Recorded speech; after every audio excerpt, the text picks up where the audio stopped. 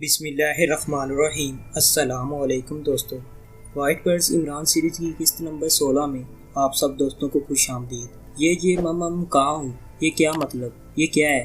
Tiger نے ہوش میں آنے کی اداکاری کرتے ہوئے کہا، اور ساتھ ہی اس نے اس طرح حیرت بھرے انداز میں ادھر ادھر دیکھنا شروع کر دیا جیسے واقعی اسے یہاں آ کر ہوش آیا ہو۔ ٹھیک ہے، اس کا خیال رکھنا، میں چیف کو اطلاع دوں، باس نے کہا اور تیزی سے مڑ کر باہر چلا گیا۔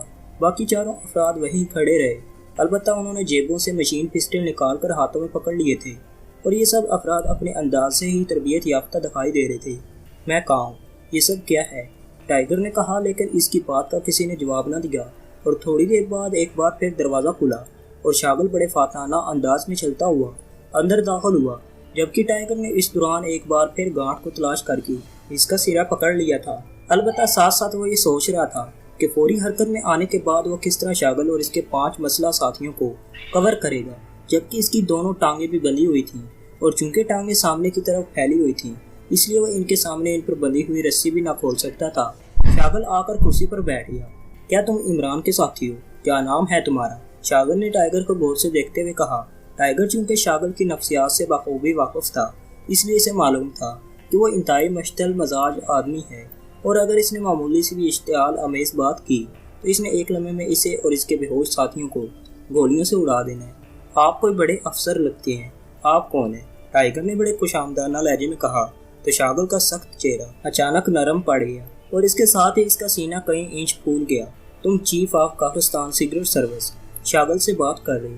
شاگل نے بڑے فاخرانہ لہجے میں کہا، اوہو، آپ ہیں، آپ کو دیکھتے ہی مجھے اندازہ ہو گیا تھا، مگر آپ تو میرے اندازے سے بھی بڑے افسر ہیں جناب۔ کسے وہاں پکڑ لیا گیا تھا اور کسی چیف کے سامنے پیش کیا گیا تھا؟ پھر اس سے پہلے کہ ہم اس سے مزید تفصیل پوچھتے، اس نے جیب سے ہاتھ نکالا اور پھر اچانک سٹک کی آواز آئی، اور اس کے ساتھ ہی ہمارے ذہن لٹو کی طرح گھومنے لگے، اور پھر میرے ذہن پر تاریکی سے چھا گئی، اور اب مجھے ہوش آیا تو میں یہاں ہوں، اور یہ بھی میری خوش قسمتی ہے جناب کہ مجھے آپ جیسے بڑے افسر کی زیارت نصیب ہو گئی ہے جناب۔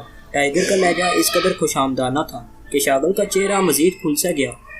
تم نے واقعی سب کچھ سچ سچ بتا دیا ہے، لیکن تمہیں زندہ نہیں چھوڑا جا سکتا، یہ ہماری مجبوری ہے، شاگل نے سخت لہجے میں کہا اور اٹھ کھڑا ہوا۔ جناب، ہمیں معاف کر دیجیے جناب، ٹائیگر نے گڑ گڑاتے ہوئے لہجے میں کہا۔ نہیں، میں اپنی بات دہرانے کا عادی نہیں ہوں، سمجھے؟ تم 3rd کلاس لوگ ہو، نہ جانے اس شیطان عمران نے تمہیں کیا سوچ کر یہاں بھیج دیا ہے، لیکن تم کسی صورت زندہ واپس نہیں جا سکتے، بہرحال تمہارا مقدر یہی ہے۔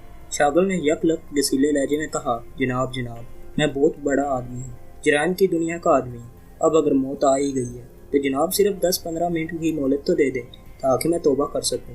آپ کا کیا جاتا ہے جناب، لیکن شاید میری بخشش ہو جائے جناب، ٹائیگر نے اور زیادہ گھبراتے ہوئے لہجے میں کہا۔ ٹھیک ہے، تمہیں 10-15 منٹ نہیں بلکہ آدھے گھنٹے کی مہلت دی جاتی ہے، کیونکہ تمہیں مجھ جیسے بڑے افسروں سے بات کرنے کا سلیقہ آتا ہے، لیکن اس کے بعد تمہاری موت یقینی ہے، شاگل نے بڑے سہانہ لہجے میں کہا، اور اس کے ساتھ ہی وہ مڑ گیا۔ اسکیل، آدھے گھنٹے بعد ان تینوں کو گولیوں سے اڑا دینا، شاگل نے کہا۔ جناب آپ کی جے جناب، میرے ساتھی بھی اس مہلت میں توبہ کر لیں گے جناب، بندھے ہوئے تو میری طرح وہ بھی ہیں، ان کو ہوش دلا دے جناب، ٹائیگر نے پہلے کی طرح گھگھاتے ہوئے لہجے میں کہا۔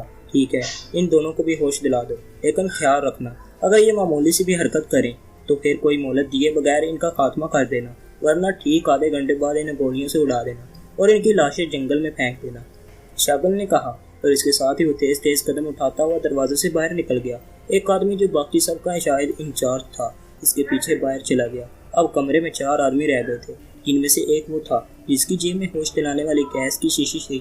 شاگل کے باہر جاتے ہی اس نے شیشی نکالی اور اس کا ڈھکن ہٹایا، اور پھر آگے بڑھ کر اس نے باری باری جوزف اور جوانا کی ناک سے لگا کر اس کا ڈھکن بند کر کے اسے دوبارہ جیب میں ڈالا اور پیچھے ہٹ گیا۔ تم واقعی سمجھدار بھی ہو اور خوش قسمت بھی کہ چیف کی زندگی کا آدھا گھنٹہ حاصل کر دی ہے۔ اس آدمی نے ٹائیگر سے مخاطب ہو کر کہا، تمہارے چیف کا رو بھی اتنا ہے کہ مجھ پر تو اس کا چہرہ دیکھ کر ہی لرزہ طاری ہو گیا تھا، ٹائیگر نے جواب دیا، اور اس کے ساتھ ہی اس نے گانٹھ کھول کر اپنے دونوں ہاتھ رسی سے آزاد کر لیے تھے۔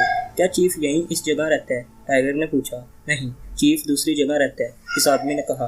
ویسے وہ چاروں افراد بے حد معتاد اور چکنا نظر آ رہے تھے، اور وہ اپنے انداز سے بے حد تربیت یافتہ بھی دکھا دے رہے تھے۔ ٹائیگر جانتا تھا کہ ان کا تعلق لازماً سیکرٹ سروس کے فیلڈ سیکشن سے ہے، اور ظاہر ہے فیلڈ سیکشن میں تربیت یافتہ افراد کو ہلایا جاتا ہے۔ اسے اب جوزف اور جوانا کے ہوش میں آنے کا انتظار تھا، اور پھر تھوڑی دیر بعد وہ دونوں ایک ایک کر کے ہوش میں آ گئے۔ جوزف اور جوانا ٹائیگر نے ان سے مخاطب ہو کر کہا، اور پھر اس نے فرانسیسی زبان میں انہیں ساری تفصیل بتانا شروع کر دی۔ یہ تم کون سی زبان بول رہے ہو؟ ایک آدمی نے بڑے چکنا انداز میں پوچھا۔ باکسیا کی مقامی زبان ہے جناب، اور یہ انگریزی کے علاوہ یہی زبان سمجھتے ہیں، اور مجھے انگریزی نہیں آتی جناب، ٹائیگر نے خوشامدانہ لہجے میں کہا۔ اوہ اچھا، اس آدمی نے مطمئن لہجے میں جواب دیا۔ باہر بھی لوگ ہوں گے؟ جوانا نے پوچھا۔ ہاں ہوں گے، لیکن ہم نے بہرحال انہیں کور کرنا ہے، ورنہ یہ تربیت یافتہ افراد واقعی ہمیں گولیوں سے اڑا دیں گے۔ میں نے ہاتھ کھول لیے ہیں، ٹانگوں کی رسی کھولنے کا وقت نہیں ہوگا، اس لیے ہم نے اچانک اچھل کر ان پر حملہ کرنا ہے، اور کوشش یہ کی جائے کہ ان کی گردنیں توڑ کر انہیں ہلاک کیا جائے تاکہ ہمیں مہلت مل جائے، اور اگر ایسا نہ ہو سکے تو پھر جیسے بھی ہو بہرحال ان کا خاتمہ کرنا ہے۔ ٹائیگر نے کہا۔ میں نے رسی توڑ دی ہے، جوانا نے کہا۔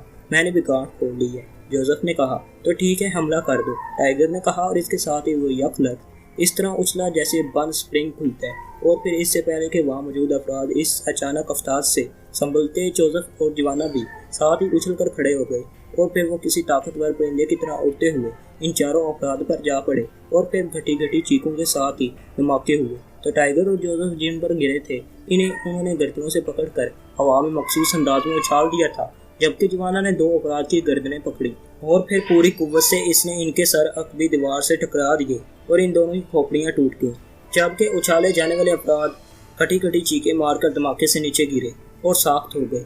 گردنوں میں آ جانے والے بلوں کی وجہ سے ان کا دم گھٹ گیا تھا اور وہ ہلاک ہو گئے تھے۔ ٹائیگر نے بجلی کی سی تیزی سے جھک کر اپنے پیروں میں بندھی ہوئی رسی کھولی، اور پھر اس نے مرنے والے کو ہاتھوں سے نکل کر گرنے والی مشین پسٹن میں سے ایک سے جھپٹا اور تیزی سے دروازے کی طرف بڑھ گیا۔ دروازے کی دوسری طرف چھوٹی سی درازداری تھی جس کے اختتام پر سیڑھیاں اوپر جا رہی تھیں، اور اوپر موجود دروازہ کھلا ہوا تھا، دوسری طرف برآمدہ نظر آ رہا تھا۔ ٹائیگر محتاط انداز میں دوڑتا ہوا سیڑھیاں بھلانگ کر اوپر راستہ مارا تو کھٹاک کھٹاک کی ہلکی سی آوازیں سنائی دی۔ اوہو، فائرنگ ہونی چاہیے تھی، اوہو فائرنگ ہونی چاہیے تھی، مگر یہ کس قسم کی آوازیں ہیں؟ ٹائیگر کے کانوں میں ایک آواز پڑی، اور پھر دوڑ کر آتے ہوئے قدموں کی آوازیں بھی سنائی دیں جو ایک لمحے کے لیے دروازے پر رکیں، اور بند پھاٹک کے آگے سے گزرتے ہوئے دونوں آدمی تیزی سے سیڑھیاں اترنے کے لیے سیڑھیوں کے آغاز میں بنے ہوئے چھوٹے سے پلیٹ فارم پر آئے ہی تھے کہ دروازے کے پھاٹک کے پیچھے موجود ٹائیگر نے تیزی سے ایک ٹانگ آگے کر دی، اور آگے والا آدمی چیختا ہوا سینے کے بل سیڑھیوں پر جا گرا، اور پلٹ کر نیچے راہداری میں جا کر گرا ہی تھا کہ ٹائیگر نے دوسرے کو بھی اس کے سنبھلنے سے پہلے دھکا دے دیا، اور وہ بھی چیختا ہوا اچھل کر سینے کے بل سیڑھیوں پر گرا اور لڑکھڑاتا ہوا نیچے آ گرا۔ اسی لمحے جوزف اور جوانا دروازے پر باہر راہداری سے آتے دکھائی دی گئی۔ انہیں کور کرو، لیکن ایک کو زندہ رکھنا، میں آ رہا ہوں، ٹائیگر نے جوزف اور جوانا سے کہا، تو وہ دونوں تیزی سے برآمدے کی طرف پہنچ گئے، لیکن پھر ٹائیگر نے پوری عمارت کو اچھی طرح چیک کر لیا، وہاں اور کوئی آدمی موجود نہ تھا۔ وہ واپس اس حال میں آ گیا جہاں جوزف اور جوانا موجود تھے، تو وہاں ایک آدمی کو بے ہوش کر کے رسی سے باندھ دیا گیا تھا، جبکہ دوسرے کی گردن توڑ دی گئی تھی، اور کوئی آدمی نہیں ہے، اسے اٹھا کر باہر لے آؤ۔ اب یہ بتائے کہ باقی افراد اور شاگل کہاں ہیں؟ ٹائیگر نے اندر داخل ہوتے ہوئے کہا، تم اور جوزف باہر جاؤ، میں یہیں اس سے پوچھ گچھ کر لیتا ہوں، باہر اس کے چیخنے کی آوازیں دور تک سنائی دیں گی۔ جوانا نے کہا تو ٹائیگر اور جوزف واپس سیڑھیاں چڑھ کر اوپر پہنچ گئے۔ لیبارٹری یہاں سے قریب ہی ہو گئی، ورنہ شاگل یہاں موجود نہ ہوتا، ٹائیگر نے کہا، تو جوزف نے اس بات میں سر ہلا دیا، اور پھر تھوڑی دیر بعد جوانا باہر آ گیا۔ کیا ہوا؟ ٹائیگر نے پوچھا۔ ہم اس وقت کرشناس قصبے کے آخری حصے میں موجود ہیں، اس کے بعد گھنا جنگل ہے، اور اس جنگل میں ایک کیبن میں شاگل موجود ہے، اس کے ساتھ 4 مسلح افراد ہیں، اور وہاں شاگل کا ذاتی ہیلی کاپٹر میں موجود ہے، اور جنگل میں اس راستے پر مانیٹرنگ اور فائرنگ کے آلات درختوں پر نصب ہے، اور ان کی مانیٹرنگ مشینری شاگل کے کیبن میں ہے۔ شاگل کے سامنے موجود 4 میں سے 2 آدمی اس مشینری کو چیک کرتے ہیں، جبکہ 2 مسلح محافظ ہیں، اور بقول اس مسلح آدمی کے یہاں سے شاگل کی کیبن جسے ہیڈ کوارٹر کہا جاتا ہے، ایک مکھی بھی شاگل کی نظروں میں آئے بغیر نہیں رہ سکتی۔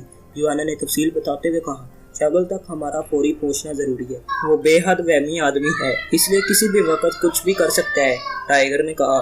لیکن مانیٹرنگ کے آلات کا کیا ہوگا؟ کسی بھی لمحے کسی بھی درخت سے ہم پر فائر کھول سکتا ہے، جوانا نے پریشان سے لہجے میں کہا۔ تم خواہ مخواہ اپنا ذہن تھا رہے ہو، گھنے جنگل میں جیپ تو چل نہیں سکتی، اس لیے ہم یہاں سے ہیلی کاپٹر لے کر بلندی پر جا کر اس جنگل کے عقب میں اتر جائیں گے۔ جنگل میں جتنے بھی آلات ہوں گے وہ جنگل کے اندر کی چیکنگ کے لیے ہوں گے، آسمان کی چیکنگ کے لیے نہیں، اور جہاں تک میرا خیال ہے انہوں نے اینٹی ایئر کرافٹ گنیں نصب نہ کی ہوں گی، اور اگر کی بھی ہوں تو وہ اپنے ہیلی کاپٹر کو فوراً ہٹ نہیں کریں گے، جوزف نے بڑے سادہ اور اطمینان بھرے لہجے میں کہا۔ تو ٹائیگر اور جوانا دونوں کے چہروں پر بیک وقت حیرت کے تاثرات ابھر آئے، کیونکہ یہ انتہائی سادہ، آسان اور موجودہ حالات میں بہترین حل تھا۔ پوچھو جوزف، تم نے واقعی مسئلہ حل کر دیا ہے، ٹائیگر نے کہا۔ بعض اوقات جوزف ایسی باتیں کرتا ہے کہ مجھے لگتا ہے کہ عمران صاحب کا دماغ اس کے اندر پہنچ گیا ہے۔ جوانا نے مسکراتے ہوئے کہا، بعض آقا ہیں اور آقا کے ذہن کو سمجھنے والا ہی اچھے انداز میں آقا کی غلامی کر سکتا ہے۔ جوزف نے جواب دیا تو ٹائیگر اور جوانا بے اختیار ہنس پڑے۔ لیکن ہمیں بہرحال اس لیبارٹری کو تدریس کرنا ہے اور پھر اسے تباہ بھی کرنا ہے۔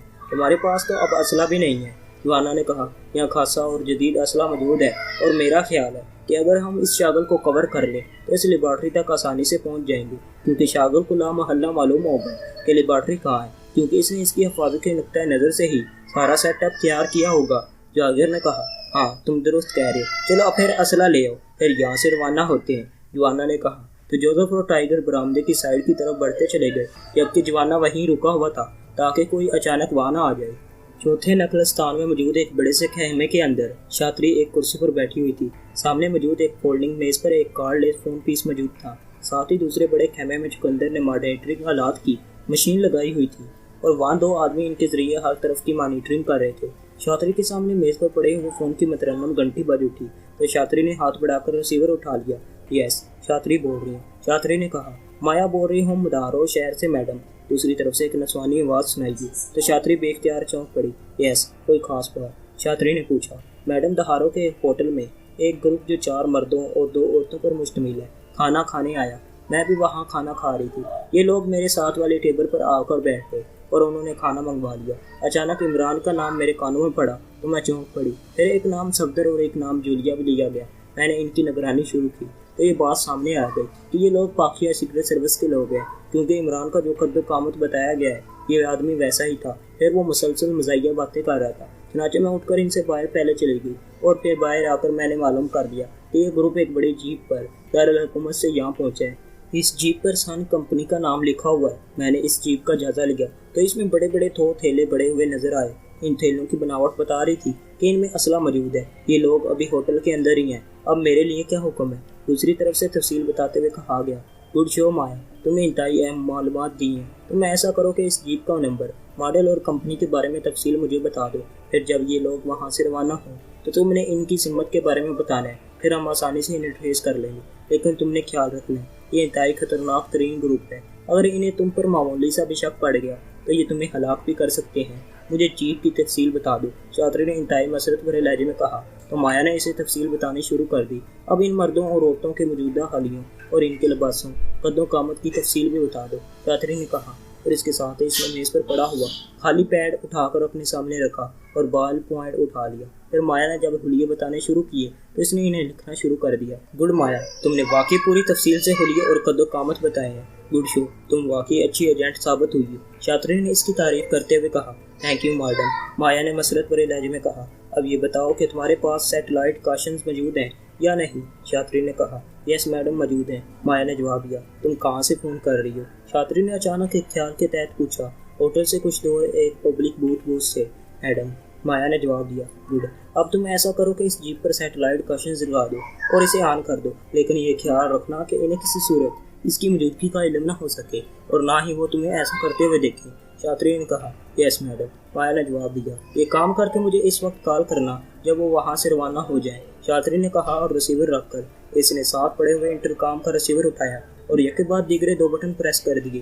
جوگندر بول رہا ہوں میڈم، رابطہ ہوتے ہی جوگندر کی آواز سنائی دی۔ میرے پاس آؤ فوراً، شاطری نے تیز لہجے میں کہا اور ریسیور رکھ دیا۔ چند لمحوں بعد جوگندر اندر داخل ہوا۔ بیٹھو، پاکیہ سیکرٹ سروس کا پتہ چل گیا، شاطری نے کہا تو جوگندر بے اختیار اچھل پڑا۔ ایسے میڈم، کہاں ہے وہ؟ جوگندر نے انتہائی حیرت بھرے لہجے میں کہا اور اس کے ساتھ ہی وہ میز کی سائڈ پر موجود کرسی پر بیٹھ گیا۔ تو شاطری نے اسے مایا کی کال کے بارے میں پوری تفصیل بتا دی اور ساتھ ہی میز پر موجود پیڈ اس نے جوگندر کی طرف بڑھا دیا۔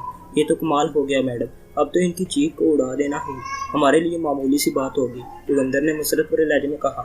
ہاں، اب ہم نے انہیں معمولی سا موقع بھی نہیں دینا، لیکن تم نے جو اینٹی ایئر کرافٹ گنیں نصب کر رکھی ہیں ان سے تو جیپ کو نہیں اڑایا جا سکتا، پھر کیا کرو گے؟ شاطری نے کہا۔ میڈم، ہم اس وقت چوتھے نقلستان میں، جبکہ یہ پہلے لازماً فرسٹ نقلستان پہنچیں گے۔ ان کے وہاں پہنچنے سے پہلے ہی ہم وہاں جا کر درختوں پر چھپ جائیں گے اور پھر جیسے ہی یہ جیپ وہاں سے قریب پہنچے گی دونوں اطراف سے اس پر میزائلوں کی فائرنگ شروع ہو جائے گی اور نتیجہ یہ کہ یہ سب مکمل طور پر جل کر راکھ ہو جائیں گے۔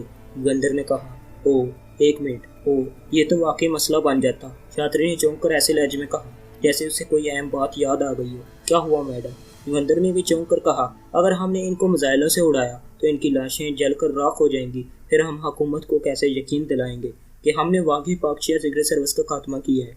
किसी ने भी हमारी बात पर यकीन नहीं करना जब तक इनकी सही सलामत लाशें हकाम के सामने न रखी जाए। खास तौर पर चीफ शागल ने तो लाजमन हमें झुटला देना है। ये सब लोग इन्हें माफूकल फितरत समझते हैं और हम बहरहाल नहीं हैं। छात्री ने तेज तेज लहजे में कहा, ओ यस मैडम, आपने वाकई बर वक्त ये बात सोची है, लेकिन अगर हमने इन पर फायरिंग की तो इनके बच निकलने के बहरहाल इम्कानात मौजूद हैं।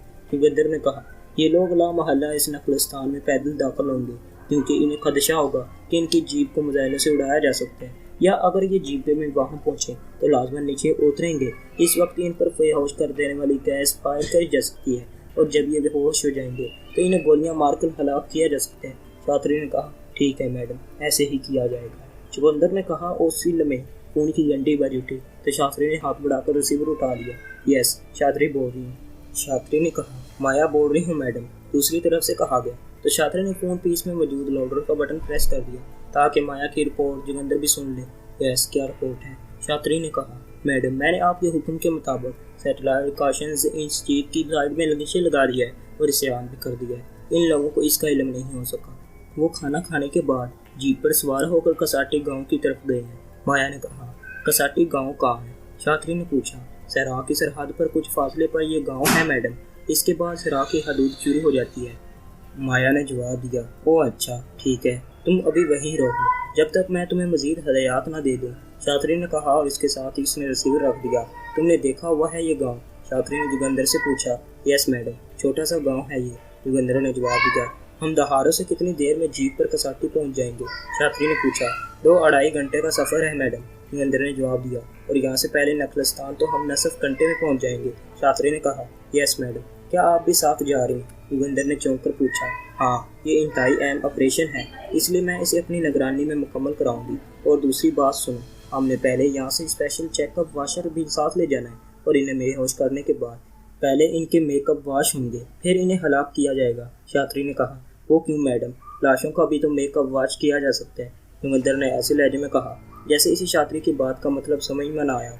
और अगर मेकअप वाश ना होया तो फिर हम इनसे पूछ कैसे करेंगे कि असल एजेंट कहाँ है? लाशों का मेकअप तो वाश हो सकता है लेकिन लाशें जवाब नहीं दे सकती। छात्री ने मुंह बनाते हुए कहा, तो आपका क्या ख्याल है कि ये नकली लोग भी हो सकते हैं? युगंधर ने हैरान होते हुए कहा, जिस आसान अंदाज में ये लोग ट्रेस हुए हैं इससे मुझे शक पड़ रहा है कि ये खुद ही ऐसा चाहते थे, क्योंकि इमरान, जिसे दुनिया का इंतहाई शातिर तरीन एजेंट कहा जाता है, हो सकता है कि इसने उल्टा हमें ट्रैप करने के लिए ये सब कुछ किया हो। हम इनके खिलाफ कार्रवाई करके और इन्हें हलाक करके मुतमईन होकर वापस चले जाएं, या शतरंज के तमाम खानों और तमाम मुमकिनात को नज़र में रखना पड़ता है, वरना एक गलत चाल भी पूरी बसात को लपेट देती है। छात्री ने जवाब देते हुए कहा, यस मैडम। युगंधर ने जवाब दिया, तुम फौरी वहाँ चलने की तैयारी करो, हमने बहरहाल ये मार्का जीतना है। छात्री ने कहा तो युगंधर इस बात में सर हिलाता हुआ उठा और तेज तेज चलता हुआ खेमे से बाहर चला गया। और दोस्तों, इसके साथ ही आज की ये किस्सा यहीं ख़त्म होती है। लेकिन दोस्तों ठहरिए, क्या वाइट बर्ड्स इमरान और इसके साथियों को हलाक करने में कामयाब हो पाएंगे या नहीं? ये जानने के लिए वाइट बर्ड्स इमरान सीरीज़ की किस्त नंबर 17 उर्दू सफ़ा चैनल पर लाजमी से देखिए।